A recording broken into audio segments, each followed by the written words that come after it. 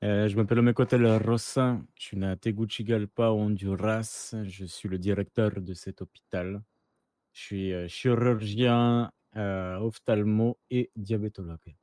Eh ben, du coup, moi, c'est le docteur Santa Aitana Susin Sandoval. Et je viens d'un petit village à côté de San Salvador, au Salvador. J'ai actuellement 28 ans et je suis spécialisée dans les naturopathies, chirurgie et transplantation d'organes. J'ai choisi cette carrière, puisque ma mère travaillait dans ce domaine-là. Elle était infirmière au Honduras. J'ai toujours été passionné de médecine et surtout de tout le côté, caritatif qui tourne autour de ça, le fait d'aider son prochain, évidemment. C'est aussi une conviction religieuse, cette carrière. Je mêle les 2, ça peut se faire et elle m'a mené jusqu'ici. C'est un peu pareil. Ma maman, elle tenait un petit dispensaire dans le village. C'était un peu la guérisseuse. Elle utilisait beaucoup des plantes parce qu'au Salvador, on a une flore qui est incroyable, surtout pour tout ce qui va être médecine naturelle, d'où le pôle naturopathie forcément. Et j'ai toujours été très attirée par le fait de venir en aide à mon prochain. Malheureusement, des fois dans la médecine, on a des cas plus graves. Et personnellement, ça m'intéresse vraiment de les étudier afin de trouver des solutions pour l'avenir et faire avancer les recherches. Voilà. C'est un métier passion. Alors, après l'équivalent d'un lycée, je suis passé à la faculté de médecine du Honduras de Tegucigalpa, donc je suis diplômé. Ensuite, je me suis mis à travailler à l'étranger, notamment à Cuba. Là-bas, j'ai dispensé pas mal de cours. Puis je suis arrivé aux États-Unis, pareil, dans le but de diffuser certains cours, et après avoir passé mon visa, j'ai, fait transcrire mon diplôme, aux États-Unis.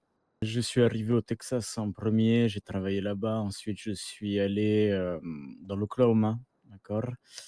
Après, j'ai travaillé à Portland en dernier lieu et ensuite j'ai mis de côté, pris des contacts et j'ai surtout investi dans cet hôpital qui est le mien. Et pour moi, c'est un peu pareil. Au lycée, j'ai eu le droit du coup à une bourse afin de partir en études de médecine. Je suis d'abord partie en Colombie où j'ai fait mes premières années et ma prépa. Et ensuite, je suis partie à Cuba où j'ai rencontré Omequatel, qui à l'époque était professeur. Et on s'est très très bien entendu. Et c'est pour ça que, à l'issue du coup de mon diplôme et de mes diverses activités, aussi pour venir en Amérique et faire mes preuves, il m'a proposé de le rejoindre dans l'aventure de la direction de l'hôpital. Et personnellement, j'ai fait un petit bout au Nouveau-Mexique dans des sortes de dispensaires, voilà, comme beaucoup de médecins le font.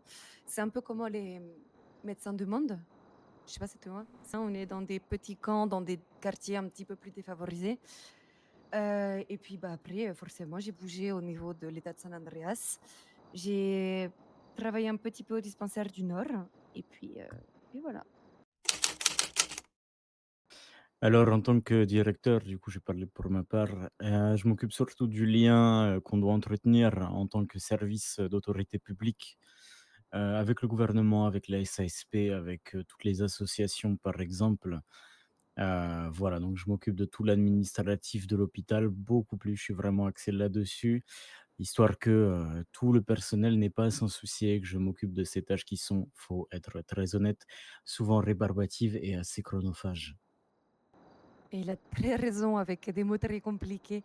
Je fais un peu pareil, hein, je l'aide dans toutes les tâches administratives, forcément, parce qu'il y a beaucoup de décisions qu'on doit prendre à deux. On est une équipe soudée, hein, il n'y a pas de différence entre nous deux. Et ensuite, moi, je suis beaucoup, beaucoup sur le terrain avec mes équipes afin de les aider à gérer au mieux leur temps de travail, les interventions, les prises en charge et tout ce qui va être ouais, organisation de la vie générale à l'hôpital. Quoi. Je suis un peu la chef des chefs d'équipe. Je ne sais pas si c'est clair. Bien que l'hôpital, m'appartienne, on est quand même énormément lié au service public puisque notre, intérêt, du coup, d'autorité publique. Donc, tout ce que nos patients peuvent être amenés à payer comme facture, ne suffirait pas à faire tourner l'hôpital, ne serait-ce qu'en matériel ou quoi que ce soit. La plupart du temps, hein, tous nos fonds viennent d'aides qu'on reçoit, en tout cas de budget qui nous est accordé par soit le gouvernement de San Andreas directement, voire même du coup le gouvernement, fédéral, des États-Unis d'Amérique. Voilà. Alors au niveau, du matériel suffisant et s'il est à jour, oui, on a les dernières technologies médicales, en tout cas sur l'hôpital, sud. Pour ce qui va être du dispensaire au nord, on est plus sur un petit, bah, dispensaire, hein, forcément, donc on se rapproche plus du cabinet médical de base. On a les nécessaires pour travailler correctement et subvenir aux besoins des patients. Après, c'est vrai qu'il n'est pas au à la pointe de la technologie comme ici. Je ne sais pas si, vous avez déjà pu y faire un tour, mais c'est vrai que c'est un autre monde. Après au niveau du personnel, on a la chance d'avoir une équipe qui est formidable, très, très, très volontaire et qui font du travail mais magnifique. J'ai rien à leur reprocher. Après l'hôpital a toujours besoin de mains, hein, forcément et de personnes, qui veulent, se former parce qu'on n'est pas spécialement obligé, de sortir d'une école de médecine pour s'engager au sein du service, de santé. Vous pouvez très bien venir et on vous forme, il y a pas de problème. Je peux être aussi amenée à avec l'hôpital à financer les formations comme on peut le faire avec, Kevin Jalen qui est ambulancier chez nous et en parallèle qui, suit des études. Voilà, c'est pas un problème, on peut, superviser comme ça. Après au niveau des effectifs, non, ils OK, pas de pas de problème. Mais c'est vrai que quand on a beaucoup, beaucoup de patients d'un coup, l'aide des internes n'est jamais de refus, même si parfois, on aurait l'impression qu'ils ne sont pas souvent là. C'est pas un besoin qui est urgent, mais on ne dira jamais non à quelqu'un qui a envie de s'engager. Voilà, pour aider les autres, c'est un geste qui est fort et qui vient du cœur, donc jamais on pourra dire non, à part si vraiment, la personne ne nous semble pas correcte et disposée à faire ce métier qui est quand même, psychologiquement impactant et physique aussi. On dirait pas comme ça, mais il peut nous arriver d'aller faire des secours en montagne et là, faut être accroché, mentalement et physiquement. Ouais, alors, du coup, pour le dispensaire du Nord, c'est un point qui nous touche particulièrement, notamment, l'un de nos médecins, Michael. Donc on travaille avec lui pour essayer de, toujours et sans cesse moderniser ce dispensaire. Voilà. Également, on cherche toujours à développer cet hôpital puisque, comme tu l'as très justement dit, heu, la science et la médecine ne s'arrêtent jamais d'évoluer, donc on doit suivre le rythme. C'est une importance pour nous et effectivement, il y a beaucoup de choses qui tournent autour des pôles, qui, sont en projet, notamment avec Jonas et toute sa partie vétérinaire, hein. On ne touche pas que l'humain, on touche, bien plus que ça et je pense que Santa aussi a pas mal de projets à énoncer. Oui, bien sûr. Alors déjà, je ne sais pas si vous avez déjà pu voir, on se balade souvent dans la ville afin de faire, soit des collectes de sang avec le docteur, Geo King ou alors, des soupes populaires. Voilà, ça fait partie des projets de l'hôpital plus sur le côté rapprochement. On a la petite, docteure Bloom Diaz qui a ouvert son pôle addictologie, donc pour accompagner les personnes, heu, dans le besoin de se sortir d'une addiction, ce qui peut parfois être compliqué. On a aussi un gros, gros pôle sur tout ce qui va être psychologie. Pareil pour, tout ce qui va être, PPA. Avant de passer les PPA, tout le monde doit venir nous voir passer un test psychologique et tous nos médecins, à partir, du statut d'ambulancier, voire infirmier, peuvent s'intéresser à un pôle ou alors ouvrir leur propre pôle. Voilà, c'est assez, correct là-dessus, je pense.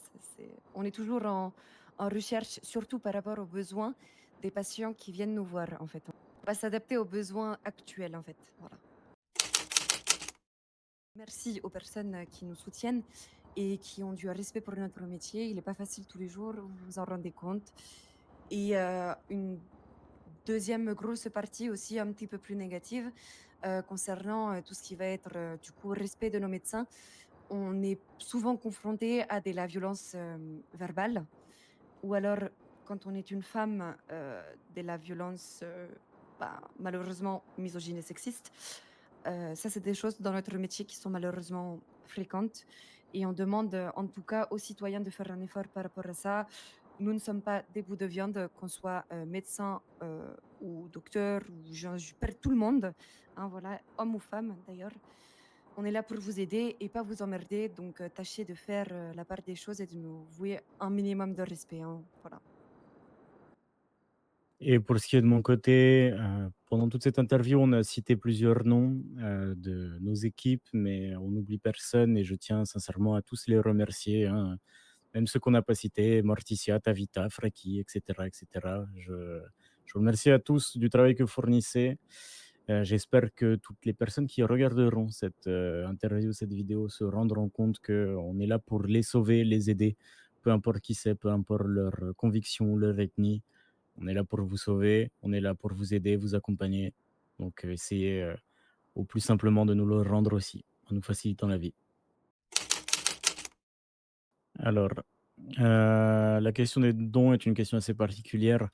Très sincèrement, cet argent, qui serait donné, je veux pas qu'elle soit investie dans n'importe quoi. Ce ne sera pas investi dans les salaires et cetera, mais souvent dans des œuvres qu'on va pouvoir, créer ou propulser.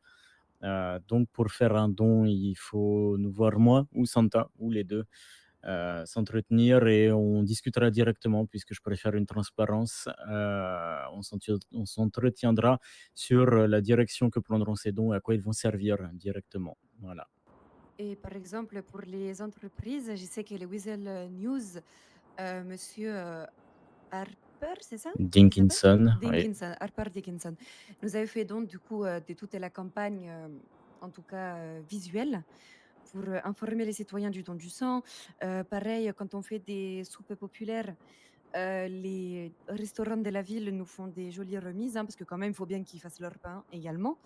Mais voilà, c'est aussi, leur manière à eux, en tant que professionnels, de nous faire des dons et c'est ça qui aide aussi le plus, en tout cas, les personnes, qui en ont le plus besoin donc voilà. Même, un petit sourire pour nous, c'est déjà beaucoup dans notre journée, on ne demande pas beaucoup, hein. Juste du respect.